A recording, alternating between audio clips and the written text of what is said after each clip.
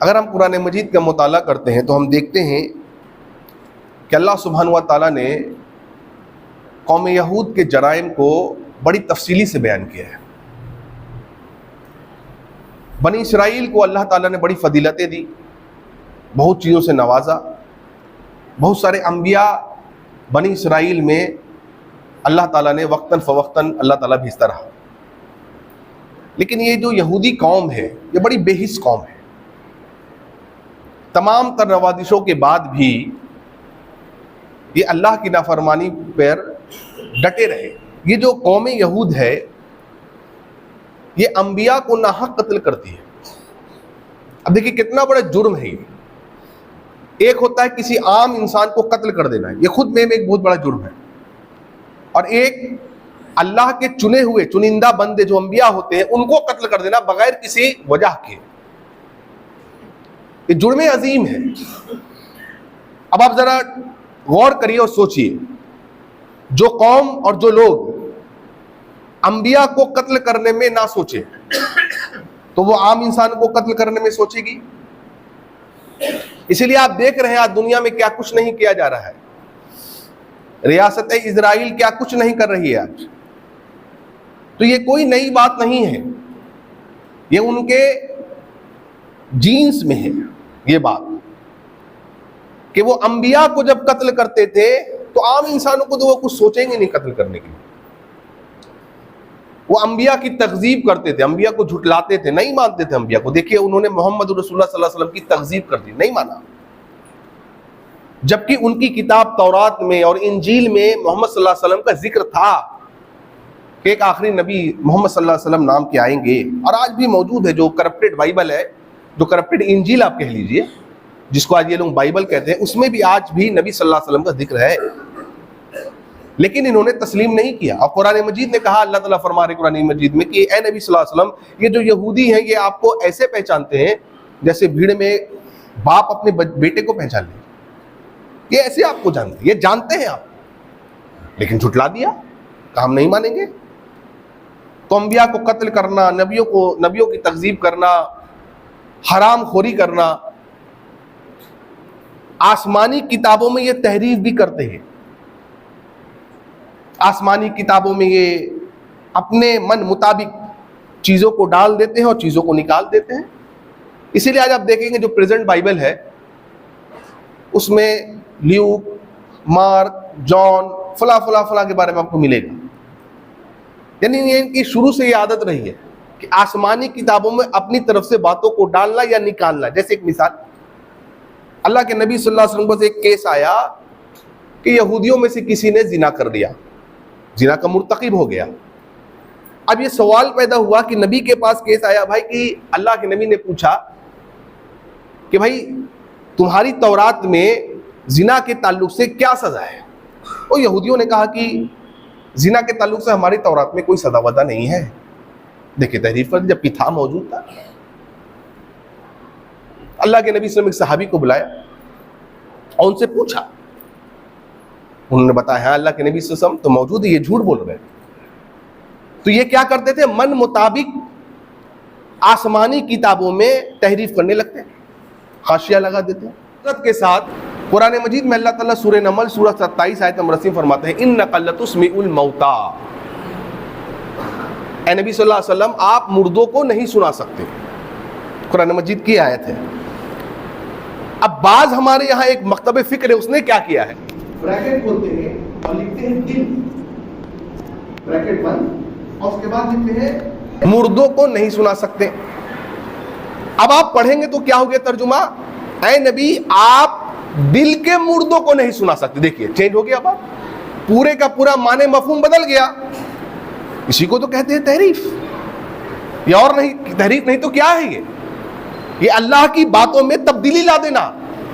کیا کیا انہوں نے، اے نبی آپ بریکٹ کھولا، دل لکھا، بریکٹ بند کر دیا، اور اس کے بعد کیا لکھا، مردوں کو نہیں سنا سکتے۔ جبکہ یہاں مراد کیا ہے کہ اے نبی جو فوت کر گئے، جو اپنے قبروں میں مدفون ہیں، آپ ان کو نہیں سنا سکتے۔ لیکن چونکہ ان کے مسلک کو یہ بات ٹھیس پہنچ رہی تھی دیکھیے کتنا بڑے جرم کرتے ہیں لوگ کہ اپنے مسلک کو، اپنے عقیدے کو ثابت کرنے کے لیے قرآن میں تحریف کر دے رہے ہیں۔ اب دیکھیے، اب ترجمہ پڑھیے، کیا ہوا ترجمہ؟ اے نبی آپ دل کے مردوں کو نہیں سنا سکتے۔ اب وہ نیچے تشریح میں کرتے ہیں، تشریح میں لکھتے ہیں، حاشیہ میں کیا لکھتے ہیں؟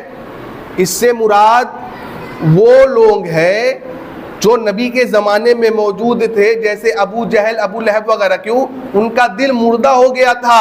نبی صلی اللہ علیہ وسلم ان کو اسلام کی دعوت دیتے تھے، لیکن چونکہ دل مردہ تھا وہ سن نہیں سکتے تھے۔ وہ آیت کیا ہوئی؟ انک لتسمع الموتى، اے نبی آپ دل کے مردوں کو نہیں، جو یعنی جن کا دل مردہ ہو گیا ان کو آپ سنا نہیں سکتے۔ دیکھ رہے ہیں آپ کتنی بڑی تحریف۔ یہ یہودی بھی کیا کرتے تھے اور آج بعض مسلمان بھی ایسا کر رہے ہیں۔ کس لیے؟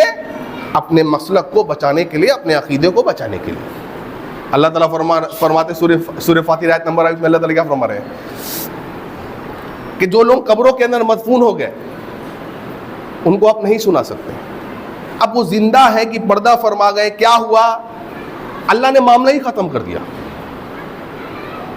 کہ جو لوگ قبر کے اندر چلے گئے ان کو آپ سنا ہی نہیں سکتے۔ معاملہ بالکل کلوز، کیونکہ اللہ کو پتا تھا کہ ایسے لوگ بھی پیدا ہوں گے اس امت میں جو تحریف کریں گے۔ تو یہودی بھی یہی کام کرتے ہیں، تحریف کرنا کتابوں میں، چینجز لے آنا۔ لہذا یہ کہتے ہیں کہ سودی کاروبار حلال ہے، اور کیا کرتے ہیں یہ لوگ؟ یہ حرام کاروبار کو حلال بتاتے ہیں یہودی۔ کیسے؟ اللہ سبحانہ و تعالیٰ نے ان پر سنیچر کے دن مچھلی مارنے کو حرام کیا تھا کہ سنیچر کے دن آپ مچھلی نہیں ماریں گے۔ اب آزمائش کے طور پر کیا ہوتا تھا کہ سنیچر کے روز مچھلیاں زیادہ آتی تھی۔ اب چونکہ یہ ہیلے بہانے ڈھونڈتے تھے، انہوں نے کہا ایک کام کیا جائے کہ جمعے کے دن یہ کیا کرتے تھے، نیٹ بچھا دیا کرتے تھے اور چلے جایا کرتے۔ اب جب اتوار کو یہ واپس آتے تو سنیچر کو حسب معمول مچھلیاں زیادہ ہوتی اور مچھلیاں نیٹ میں رہا کرتی۔ اور وہ کیا کہتے؟ ہم نے تو کیا کچھ نہیں۔ دیکھیے آپ دیکھ رہے، اس کو کہتے ہیلا بہانہ نکالنا، بہانہ ڈھونڈنا۔ بھائی یہ چیز اللہ نے چیز کو حرام کیا، اب اس کو وہ کیا کر رہے ہیں؟ اس کو شکل بتا رہے ہیں حلال کی۔ اور اللہ تعالیٰ کیا فرماتے ہیں؟ دیکھیے اللہ کے نبی صلی اللہ علیہ وسلم کیا فرماتے ہیں، صحیح بخاری کی حدیث ہے یہ۔ آپ نے فرمایا لعن اللہ الیہود، یہودیوں پر اللہ کی لعنت ہو۔ کیوں؟ حرمت علیہم الشحوم، اللہ نے ان پر چربی کو حرام کیا تھا۔ فجاملوها، انہوں نے کیا کیا؟ چربی کو ہی پگھلا دیا، پگھلا کر کے تیل بنایا اور فباؤها، اور اس کو بیچ دیا، فروخت کر دیا۔ دیکھیے انہوں نے کیا کہا؟ چربی حرام ہے نا، لیکن چربی سے اگر ہم تیل پگھلا کر اس کو تیل بنائے اور اس کو بیچے بازار میں اور اس سے جو منافع کمائے وہ تو حلال ہے۔ گویا یہ کیا کرتے ہیں کہ حرام کو حلال بتاتے ہیں۔ لہٰذا اللہ سبحانہ و تعالیٰ نے اسرائیل کے کئی لوگوں کو بندر کی شکل میں تبدیل کر دیا۔ اب بعض اہل علم نے بڑی تفصیلی بات لکھی ہے کہ آخر ان کی شکلوں کو بندر کے شکل میں کیوں تبدیل کیا گیا، کسی اور جانور کے شکل میں کیوں نہیں تبدیل کیا گیا؟ تفصیلی بات ہے یہ، ایک چھوٹا سا نقطہ بیان کرتا ہوں۔ بعض اہل علم کہتے ہیں کہ ان کے ساتھ ہوا یہ کہ 3 دن تک وہ بندر بنے رہے، یہ جرم کی سزا ملی ان کو جو وہ کیا کرتے تھے۔ 3 دن تک بندر بنے رہے، وہ ایک دوسرے کو دیکھتے تھے اور پہچانتے تھے اور روتے بھی تھے لیکن کچھ بول نہیں پاتے تھے، اور 3 دن بعد ان کو موت آ گئی۔ تو بعض اہل علم نے کہا کہ بھائی بندر ہی کیوں بنا دیا گیا؟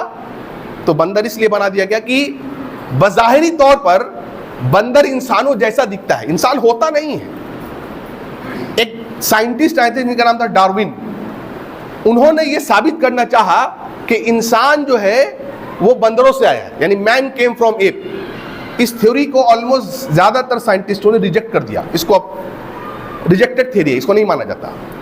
لیکن انہوں نے یہ کہا کہ چونکہ انسان بندروں جیسا دکھتا ہے تو یہ بظاہری بندر انسان دکھتا ہے، لیکن کیا وہ انسان ہوتا ہے؟ انسان نہیں ہوتا ہے۔ اہل علم کہتے کہ دیکھو اللہ نے ان کو سزا بندر اس لیے بنایا کیونکہ وہ حرام کو بظاہری حلال دکھاتے تھے اور حلال کو بظاہری حرام دکھاتے تھے۔ تو حرام کو بظاہر حلال دکھانے سے حرام تو حلال نہیں بن جاتا تھا نا۔ جس طریقے سے بندر کو بظاہری اگر کوئی دیکھے تو وہ آدمی سمجھے کہ انسان ہے، لیکن وہ انسان نہیں ہوتا۔ وہ بندر ہی ہوتا ہے، خصلتیں اس کے اندر وہ جانور والی ہوتی ہیں.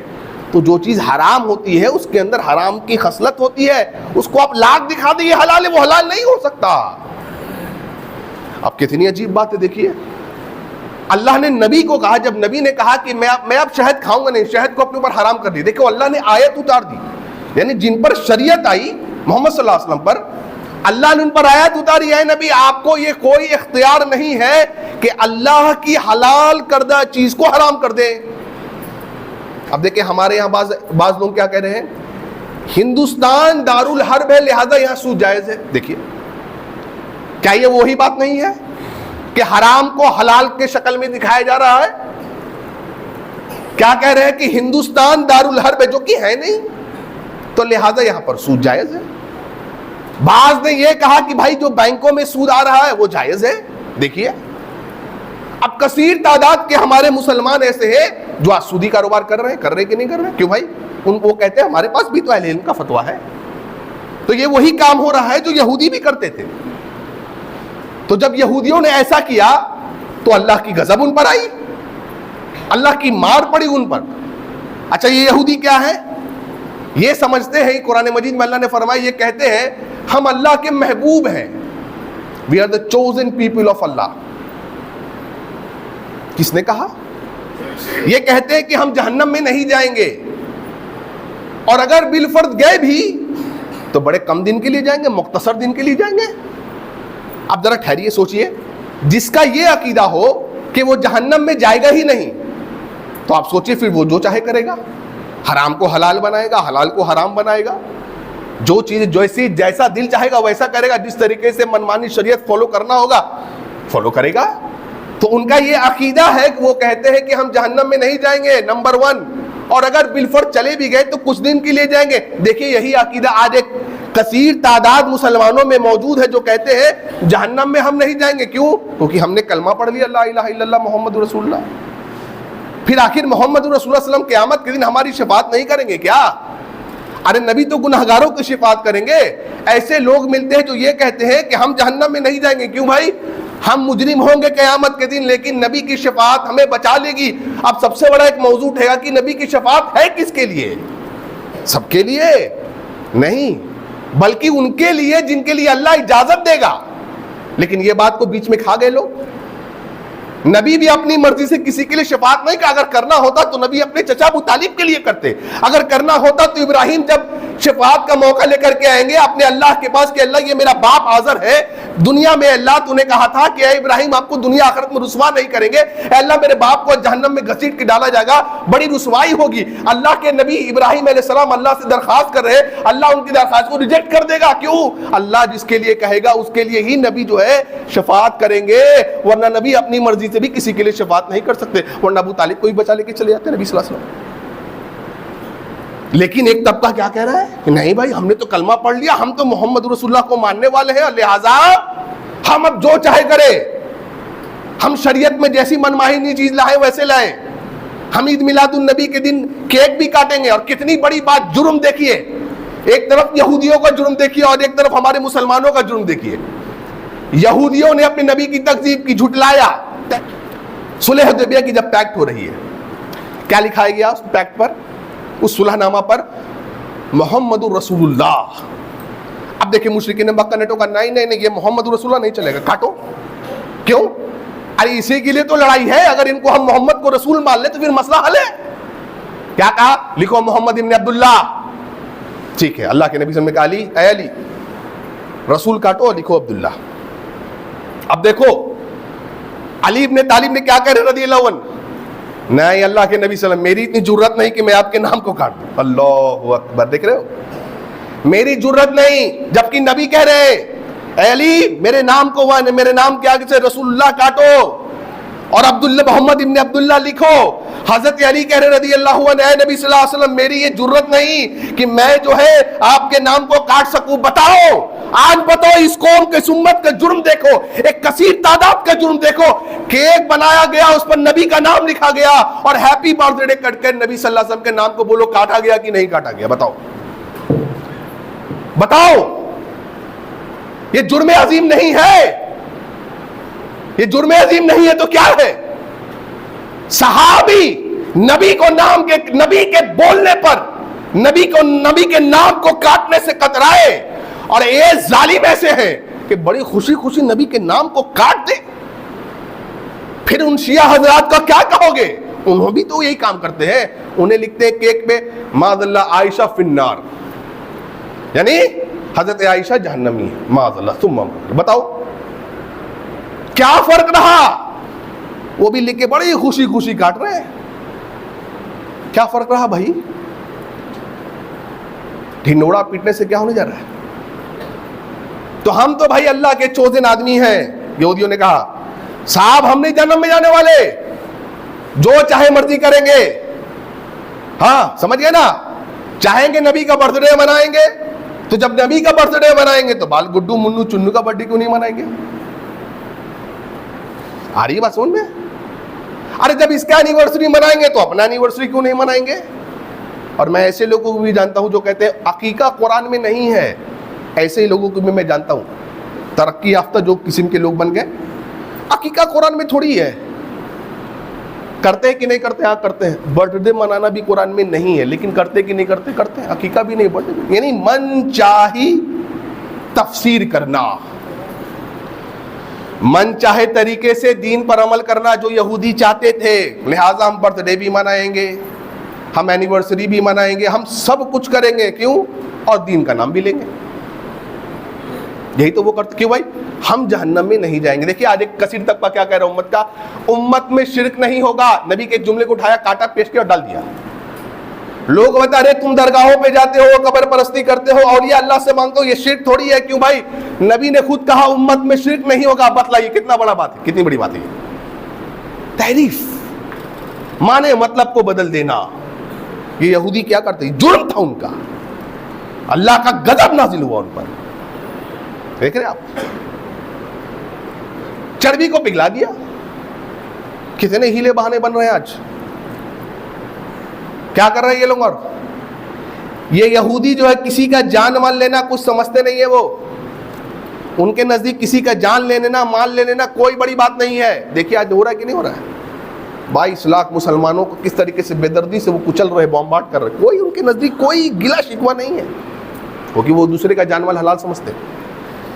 یہودیوں کی ایک صفت یہ بھی ہے کہ جب وہ امانت لے لے، امانت لوٹانے میں بڑا ان کو کڑاہٹ لگتا ہے. آپ دیکھیے کثیر تعداد مسلمانوں میں یہ جو جرم ہے یہ موجود ہے کہ نہیں. کسی کی زمین لے لوٹائیں گے نہیں، کسی کی زمین کو ہڑپ لیا، ایک ایک کٹھا نہیں، آج تو لوگ بیگا بیگا ہڑپ جا رہے ہیں. کسی لٹیگیشن زمین پر، زمین کسی اور کی تھی، کسی اور کو بیچ ڈالا. آج یہ کر رہا ہے کہ نہیں مسلمان؟ کر رہا ہے. ایک زمین پر 3 4 5 رجسٹری کر دی جا رہی، کر رہا ہے کہ ایک آدمی زندگی بھر کماتا ہے، زندگی لگا دیتا حلال حق سے کمانے کے لیے. وہ بیچارہ ایک پیسہ جوڑ کر کے ایک زمین لیتا ہے کہ باقی زندگی میرے بچوں کی آنے والی زندگیوں کو میں اچھے چھوٹے سے موٹے گھر سے میں رہوں گا حلال حق حقالی کمائی سے. اب بتائیے وہ کسی کے پیسے کو مار لیا اور کوئی جو پیسہ دے دے جمع کر دے، اب امانت کو لوٹانا نہ چاہیے. یہودی کرتے تھے، آج مسلمان بھی ایسا کرتے ہیں. یہ کیا کر رہے ہیں لوگ؟ اب بڑی بڑی لمبی لمبی گاڑیوں میں گھوم رہے ہیں. بڑا نام ہے، بڑا اسٹیٹس ہے، بڑا پروٹوکول ہے بھائی کس میں؟ معاشرے میں. وہ فلانا صاحب آئے ہیں. بتلائیے یہی تو وہ کرتے تھے اور یہی وہ آج بھی کر رہے ہیں. نہیں کر رہے؟ ارے زمین تھی بھائی فلسطین بھائیوں کی، لے لیا ان لوگوں نے، مار مار کر بمبارڈنگ کر کر کے اڑا کر کے لیتے چلے جا رہے ہیں اور آلموسٹ پورا قبضہ کر چکے. یہی تو وہ کام کرتے تھے. وہ بڑے پیمانے پہ کرتے، تم چھوٹے پیمانے پہ کرتے. نہیں کرتے مسلمان، کیا ایک دم کر رہے ہیں بھائی. تو فرق کیا رہا مجھے یہ بتائیے؟ پھر وہ برے کیوں، ہم برے کیوں نہیں؟ وہ اللہ کے غضب کے مستحق بنے، ہم کیوں نہ بنے؟ کیوں نہیں؟ ان تمام تر جرائم اور کئی جرائم اللہ نے قرآن مجید میں بیان کیا یہودیوں کے. میرے بھائیوں ان تمام تر جرائم کے باوجود بھی ہم دیکھتے ہیں کہ یہ یہود جو ہے یہ سپر پاور آج کیسے بنے ہوئے دنیا کے. ان کے پاس اتنی ریاستیں، اتنے اسلحہ کیسے آ گئے؟ کیا ہوا ہے؟ قرآن نے اس کا بھی جواب دیا ہے. لیکن اب ایک اور عجیب بات ہو گئی. ہمارے یہاں کثیر طبقہ ایک ایسا موجود ہو گیا جو یہ کہہ رہا ہے کہ نہیں قرآن آپ تو نہیں پڑھ سکتے. کیوں بھائی؟ قرآن آپ کے لیے نہیں ہے، قرآن تو علماء کے لیے ہے. یہ تو وہ پڑھیں گے وہ سمجھیں گے. آپ قرآن کیسے سمجھ سکتے ہیں؟ مطلب دنیا کی فزکس تھرموڈائنمکس اور کیا کیا ڈائنمکس سمجھ میں آ جائے گا آپ کو، لیکن قرآن آپ کو نہیں سمجھ میں آئے گا. کیوں؟ یہ تو علماء کے لیے ہے. پھر اس آیت کا ہم کیا کریں گے جو اللہ نے سورہ قمر میں کہا، سورہ نمبر 54 آیت نمبر 17 22 32 40، ایک سورہ میں 4 بار کہا وَلَقَدْ يَسَّرْنَا الْقُرْآنَ لِلذِّكْرِ فَهَلْ مِن مُدَّكِرٍ. کون ہے جو قرآن کو سمجھے؟ ہم نے تو قرآن کو سمجھنے کے لیے آسان بنا دیا. اس کا کیا معنی مفہوم رہا؟ یعنی عرش والا کہہ رہا بھائی ہم نے قرآن کو آسان بنایا، اور فرش والا کہہ رہا کہ نہیں تم نہیں سمجھ سکتے. کیوں؟ تم سمجھو گے تو پھر مسئلہ ہوگا، ہماری دکانیں بند ہو جائیں گی. پھر ہمارے پاس کون آئے گا آخری چلم چہلہ اور کیا کیا منانے کے لیے، قرآن خوانی منانے کے لیے ہمارے پاس کون آئے گا بھائی؟ ہاں ہم کیسے اپنی دینداری والی دکان چلائیں گے بتائیے آپ مجھے. یہی تو وہ کیا کرتے تھے جو آج چل رہا ہے. آج مطلب ڈر نہیں لگتا لوگوں کو. آج ان تمام تر جرائم کے باوجود اللہ نے یہ کہا کہ ہم نے ان کی تقدیر میں ذلت لکھ دی ہے. کن کی تقدیر میں؟ یہودیوں کی تقدیر میں ہم نے ذلت کو لکھ دیا. یہ جہاں جائیں گے ذلت کی مار ان پر پڑے گی. دیکھیں قرآن مجید پڑھیے سورہ عمران آیت نمبر 112. اللہ تعالیٰ فرماتے ہیں ضربت علیہم الذلۃ. اللہ نے یہ جہاں جہاں گئے اللہ نے ان پر ذلت کی مار ماری. اینما ثوقفوا الا بحبل من اللہ وحبل من الناس. الا یہ کہ یہ دو طریقے سے بچے رہیں گے. دو طریقہ اللہ نے بتایا. یہ یہود مغضوب علیہم ہونے کے باوجود بھی دو طریقے سے یہ بچ سکتے ہیں دنیا میں. نمبر 1 یہ اللہ کی پناہ میں آ جائیں. دیکھو اللہ نے جواب دے دیا. یعنی یہ اسلام قبول کر لے یا اسلامی ریاست میں رہتے تو وہاں جزیہ دے کر کے رہیں. ایک دوسرا اللہ نے کہا یہ لوگوں کی پناہ میں آ جائیں تو یہ بچ جائیں گے. آج دیکھیں پوری ریاست اسرائیل کو امریکہ اور یورپ کی پشت پناہ حاصل ہے کہ نہیں ہے؟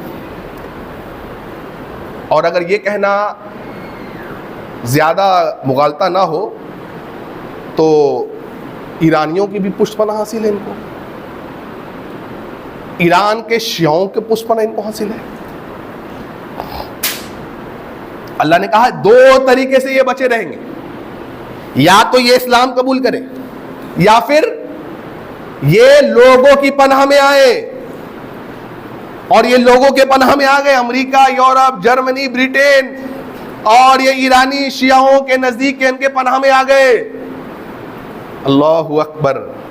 اللہ نے کہا کہ وباؤ بغضب من اللہ. لیکن اللہ کی غضب ان پر نازل ہو کر کے رہے گی. یہ اللہ کی غضب کے مستحق ہو گئے. وَضُرِبَتْ عَلَيْهِمُ الْمَسْكَنَةُ. اور اللہ نے ان پر فقیری لکھ دی ہے. یہ کیوں ہوا؟ ذَلِكَ بِأَنَّهُمْ كَانُوا يَكْفُرُونَ بِآيَاتِ اللَّهِ. ان پر یہ ذلت کی مار کیوں پڑی؟ ان پر اللہ کا غضب کیوں نازل ہوا؟ ان پر فقیری کیوں آئی؟ کیونکہ اللہ نے کہا اس لیے کیونکہ یہ اللہ کی آیتوں کا انکار کرتے تھے، کفر کرتے تھے اللہ کی آیتوں سے. وَيَقْتُلُونَ الْأَنْبِيَاءَ بِغَيْرِ حَقٍّ.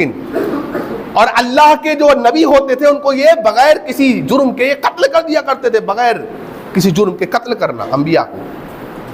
ذَلِكَ بِمَا عَصَوْا وَكَانُوا يَعْتَدُونَ. اور یہ جرم ہے ان کا، ان کی نافرمانیوں کا، ان کی زیادتیوں کا، کہ اللہ نے ان کے قسمت میں ذلت کو لکھ دیا ہے. یعنی تمام تر پروپیگنڈے کے باوجود بھی میرے بھائیو اللہ نے کہا ان پر ذلت کی مار پڑے گی. یہ جہاں جائیں گے ان پر ذلت کی مار پڑے گی اور عنقریب پڑنے والی ہے. عنقریب ایسا ہوگا آپ دیکھیے گا. قرآن مجید میں اللہ تعالیٰ سورہ اعراف میں فرماتے ہیں یہ جو کچھ بھی کر لے اے نبی آپ جان لیجئے اللہ تعالیٰ قیامت تک کے لیے ایسے لوگوں کو کھڑا کرتا رہے گا جو ان یہودیوں کو ذلیل کرتا رہے گا. یہ جو کچھ کر لے.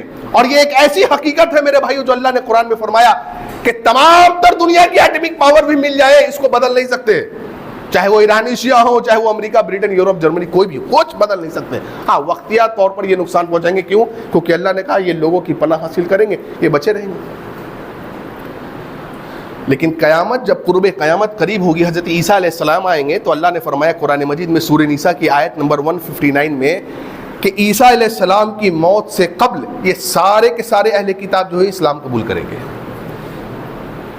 اور یہ دیکھیے یہ جو یہودی قوم ہے یہ اتنی دوردرشی قوم ہے، فیوچر کی سوچنے والی قوم ہے کہ نبی کریم صلی اللہ علیہ وسلم نے فرمایا کہ قرب قیامت کے قریب جب مسلمان ان کو پکڑنا چاہیں گے تو یہ درخت کے پیچھے چھپیں گے.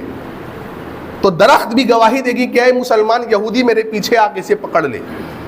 اللہ کے نبی نے فرمایا صرف ایک درخت کے جس کا نام ہوگا شجر غرقد. یعنی غرقت کا جو درخت ہے وہ گواہی نہیں دے گا یہودیوں کے لیے. اور آپ تعجب کریں گے کہ ریاست اسرائیل آج کے دور میں اپنے بجٹ، سالانہ بجٹ کا اچھا خاصا حصہ غرقت کے درخت کو لگانے میں صرف کر رہا ہے، کیونکہ یہ ان کا عقیدہ ہے. ان کا عقیدہ ہے کہ اصفہان سے دجال نکلے گا اور 70,000 یہودی، نبی نے فرمایا 70,000 یہودی جو ہے دجال کا ساتھ دیں گے، کیونکہ دا پرومسڈ مسایا ان کے نزدیک دجال ہے. وہ آج تک دجال سمجھ رہے ہیں.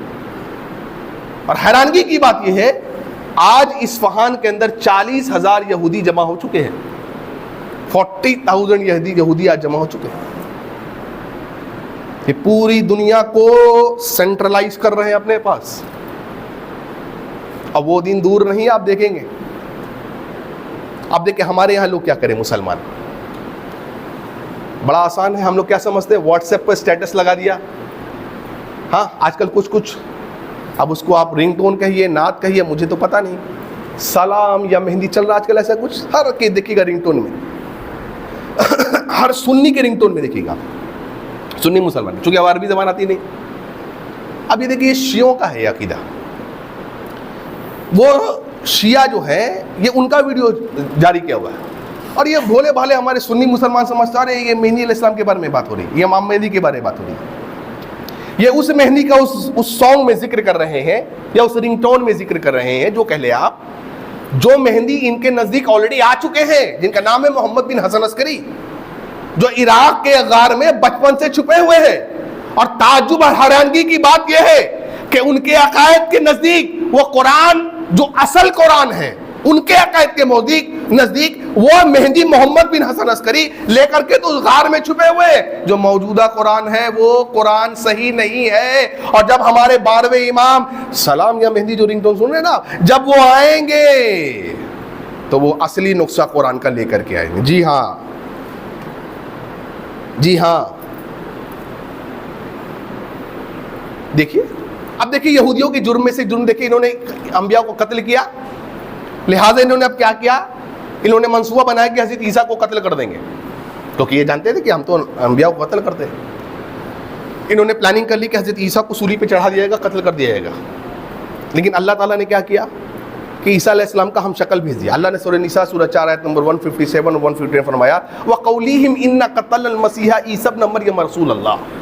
اور یہ لوگ کہتے ہیں، یعنی یہودی کہتے ہیں کہ ہم نے عیسیٰ ابن مریم جو اللہ کے رسول ہیں ان کو ہم نے قتل کر دیا. اللہ تعالیٰ فرماتے ہیں وَمَا قَتَلُوهُ وَمَا صَلَبُوهُ وَلَكِنْ شُبِّهَ لَهُمْ. انہوں نے نہ ان کو قتل کیا ہے نہ سولی پہ چڑھایا ہے، بلکہ ہم نے تو ان کا شبیہ یعنی ان کا ہم شکل بھیج دیا. وَإِنَّ الَّذِينَ اخْتَلَفُوا فِيهِ لَفِي شَكٍّ مِّنْهُ مَا لَهُمْ بِهِ مِنْ عِلْمٍ إِلَّا اتِّبَاعَ الظَّنِّ وَمَا قَتَلُوهُ يَقِينًا. اللہ تعالیٰ کہتے ہیں جو عیسیٰ علیہ السلام کے تعلق سے تذبذب میں پڑا ہوا ہے وہ صرف بغیر علم کے بات کر رہا ہے، وہ گمراہی میں پڑا ہوا ہے. وما قتلوہ یقینا، اللہ نے کہا قرآن مجید میں ہرگز نہیں، یقین جان لو انہوں نے عیسیٰ علیہ السلام کو قتل نہیں کیا، نہ سولی پر چڑھا ہے. کیا ہوا پھر عیسیٰ علیہ السلام کا؟ اللہ نے ان کو آسمانوں پر زندہ اٹھا لیا. اللہ تعالیٰ تو بڑے عزیز حکمت والا ہے. اب بعض اہل علم نے کہا، اب دیکھیے اس کو لے کر کے آج تک پوری یہودی دنیا سوچتی ہے کہ ہم نے عیسیٰ علیہ السلام کو قتل کر دیا، اور آج تک پوری عیسائیت سمجھتی ہے کہ یہودی جو ہمارے نبی عیسیٰ کے قاتل ہیں. لیکن اللہ سبحانہ و تعالیٰ نے حضرت عیسیٰ علیہ السلام کو زندہ اٹھا لیا آسمانوں پر. اب بعض اہل علم نے یہ کہا کہ جب اللہ کو زندہ اٹھانا تھا ہی عیسیٰ کو علیہ السلام کو آسمانوں پر، تو اللہ نے سارے لوگوں کے سامنے عیسیٰ علیہ السلام کو زندہ جاتے ہوئے کیوں نہیں دکھایا؟ حکمت تھی اللہ کی اس میں. تو دیکھیے بعض علم نے کہا حکمت کیا تھی. دیکھیے اصل کیا ہوا کہ جب عیسیٰ علیہ السلام کے بارے میں یہودیوں نے سمجھا کہ ہم نے قتل کر دیا اور نصرانیوں نے سوچا کہ یہ قاتل ہے، تو اس زمانے کے جو رومن کنگز تھے، جو عیسائی تھے، انہوں نے ان یہودیوں پر اس قتل کے جرم میں یہودیوں پر وہ ذلت اور رسوائی کی مار ماری ہے میرے بھائیوں کہ روئی کی طرح ان کو دھن دیا ہے انہوں نے. دیکھیں اللہ نے کہا نا ضربت علیہم الذلت، یہ جہاں گئے ہم نے ان پر ذلت کی مار ان پر لکھ دی ہے. اور قیامت تک ایسے لوگ آتے رہیں گے جو ان پر ذلت کی مار ان کو ماریں گے. دیکھیے ان رومن کنگز نے ایسی ذلت کی مار ماری، ان کو مارا پیٹا ننگا بھوکا ایسا کر کے مارا ہے.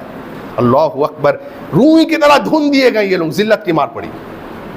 اور جب ہٹلر نے ان کو نکالا ہے غداری کی وجہ سے، اب لمبی داستان ہے، یہ یہود جو تھے یہ ہٹلر کے قوم میں چلے گئے تھے فورس میں، اور برطانیہ سے جو جنگ ہوئی ہے انہوں نے غداری کی ہٹلر کے ساتھ. جب ہٹلر کو پتا چلا ہے اور جرمنی جنگ ہار گئی، ہٹلر کو جب پتا چلا ہے تو ہٹلر نے 6 ملین جیوز کو، 60 لاکھ یہودیوں کو گیس چیمبر میں زندہ جلا دیا. دیکھیے پھر ذلت کی مار پڑی.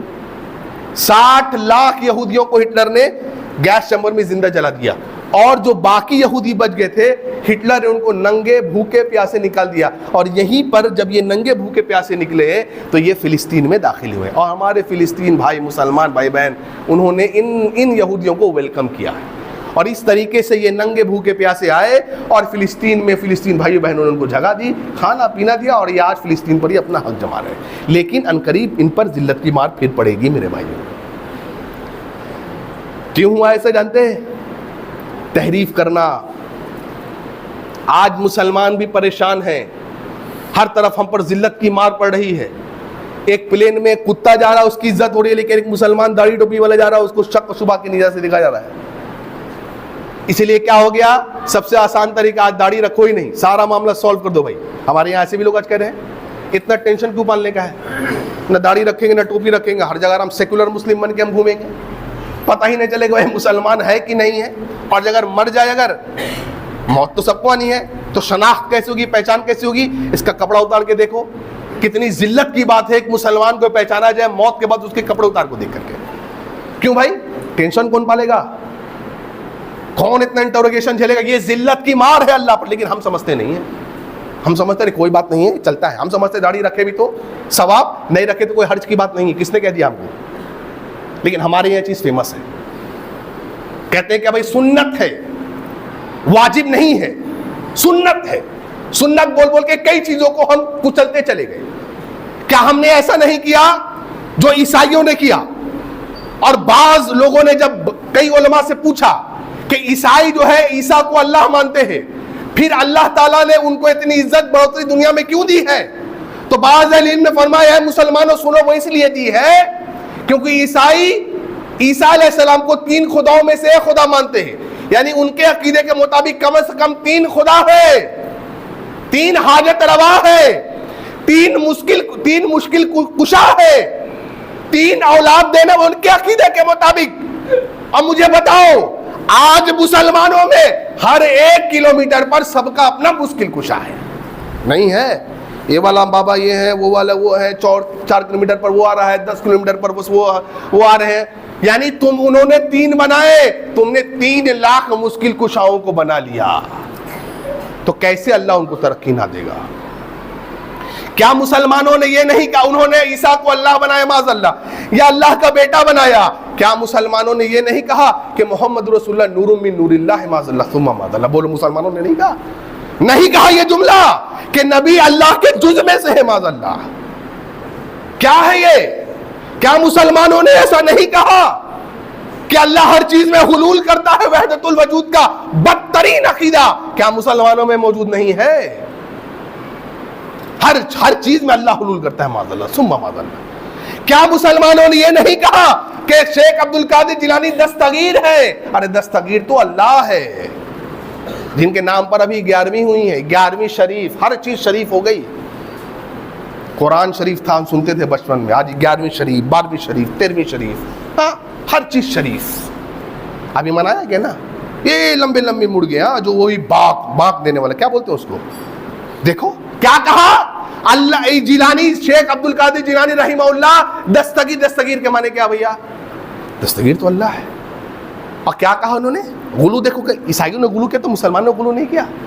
کہا کہ ہوا کیا نا کہ ایک بار اللہ تعالیٰ شیخ عبد القادر جیلانی کے ساتھ سیر کر رہا تھا، دیکھیے تو اللہ کا معاذ اللہ پیر پھسل گیا، تو حضرت عبد القادر جیلانی نے ان کا ہاتھ ایسے پکڑ لیا اللہ تعالیٰ کا. دیکھیا تب سے ان کا نام کیا پڑ گیا؟ دستگیر. لیکن لوگ اصل میں کیا ہے کہ لوگوں کو پتہ بھی نہیں ہے نا، لوگ جانتے بھی نہیں، بولتے دستگیر. ارے کیا معنی ہے؟ نہیں پتا، بچپن سے سنتے ہوئے آیا ہے. مسلمانوں نے یہ نہیں کہا. کیا ایک طبقہ یہ نہیں کہتا کہ علی معاذ اللہ انبیاء سے افضل ہے؟ کیا یہ نہیں کہتا کہ علی ہی اللہ ہے؟ کیا ہمارے میں ایک طبقہ نے یہ نہیں کہا وہی تھا برسوں سے عرش پر خدا بن کر مدینے میں اتر پڑا مصطفیٰ بن کر؟ बतलाओ, नहीं कहा मुसलमानों ने। अरे जब ईसाइयों ने गुलू किया तो मुसलमानों भी तो गुलू किया, और कितनी कितनी बातें कही मुसलमानों ने। मेरे भाइयों, कहने का मकसद क्या है?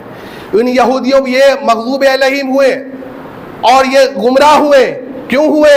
इन्होंने अकायद में अपनी तब्दीली कर ली, नबियों को तकज़ीब, नबियों की तकज़ीब की, अपने किताबों में तहरीफ की, हराम को हलाल किया। मेरे भाइयों, आज ज़रूरत इस बात की है कि हम और आप नबी जो दीन लेकर के आए थे उस दीन को वैसे ही फॉलो करें जैसे नबी लेकर के आए थे, तभी हमारी सलामती है। वरना हम भी जलील और रुसवा होते रहेंगे जैसे आज हो रहे हैं। देख रहे हैं आप कि नहीं? मुसलमानों को आज कोई कुछ पूछता भी नहीं है। वल्लाह कहता हूँ, और ये जिल्लत की मार अल्लाह ने मारी है। इसलिए हम चाहते कि हमारी आल औलाद, हमारी नस्ल अल्लाह की जिल्लत की मार से महफूज रहे। अल्लाह के वास्ते अपने दीन की तरफ आइए। और आखिरी बात बोल के बात खत्म करता हूँ। शुरू करना खुद से। हम लोग क्या कि आस पास आजू बाजू बहुत झांकते हैं, वो ऐसा है, वो ऐसा। मैं कैसा हूँ? मैं सबसे ज़्यादा साफ, शफाफ, the best human being present on the face of the earth today is me. माने दुनिया की इस ज़मीन पर आज सबसे बेहतरीन आदमी कोई है तो मैं हूँ? नहीं। तो जाहिर सी बात है, दूसरा क्या है? बुरा है। नहीं। 5 फुट, 6 फुट पर सबसे पहले ना भाइयों मेरे, इस्लामी कानून को नाफिज करना होगा। दुनिया की कोई सरकार नहीं है जो इस काम से आपको रोक रही है। तो सबसे पहले इस कानून को, इस्लामिक कानून को इस 6 फीट के, 5 फीट के शरीर पर नाफिज करिए। जब यहाँ नाफिज हो जाएगा ना इस शरीर पर, तो इंशाअल्लाह अल्लाह ताला आपके ज़रिए से दूसरों पर भी इसको नाफिज करवाएगा इंशाअल्लाह। शरीयत की पाबंदी करिए, नमाज़ों की पाबंदी करिए, बिलखुसूस नमाज फजर की पाबंदी करिए, और बिदात और कुफ्र से बच कर रखिए। अल्लाह ताला हमें भी इन यहूदियों के तरह के, इनके नक्श कदम पर और इन ईसाइयों के नक्श कदम पर चलने से अल्लाह ताला बचाए।